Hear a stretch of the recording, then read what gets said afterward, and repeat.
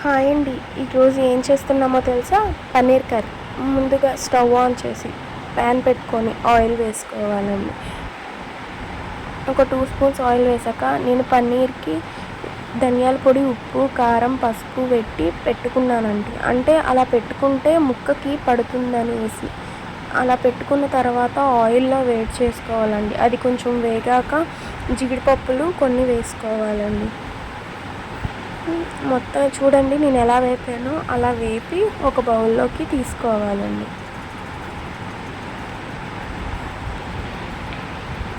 అవి తీసుకున్నాక అదే ప్యాన్లో ఆయిల్ వేసి పచ్చిమిరపకాయలు, కరివేపాకు, ఉల్లిపాయలు వేసుకొని అటు ఇటు కదపాలండి.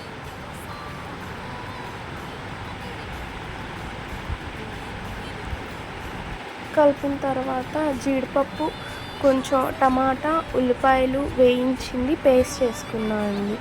అదేమో ఇందులో వేసేస్తున్నా. వేగిన తర్వాత అందులో వేసి పచ్చివాసన పోయేంత వరకు బాగా చేసుకోవాలి. ఆయిల్ పైకి తేలాలండి.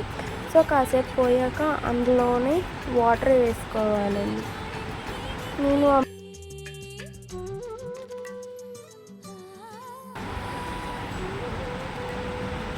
అది కొంచెం ఉడికాక అందులో కారం, ధనియాల పొడి, పసుపు, ఉప్పు వేసుకొని మిక్స్ చేసుకుంటూ ఉండాలండి. మీడియం ఫ్లేమ్లో పెట్టుకొని మిక్స్ చేస్తూ ఉండాలి. చూడండి బబుల్స్ ఎలా వస్తున్నాయో. తర్వాత ఇందాకలా మనం వేయించుకున్నవి పన్నీరు, జీడిపప్పు అవి మిక్స్ చేసేసుకుంటామండి. కాసేపు మూత పెట్టి తీసిన తర్వాత ఎమ్మి పన్నీర్ కర్రీ రెడీ అయిపోతుందండి. ఇంట్లో మీరు ఒకసారి ట్రై చేయండి. ఎలా కుదిరిందో చెప్పండి. అందరూ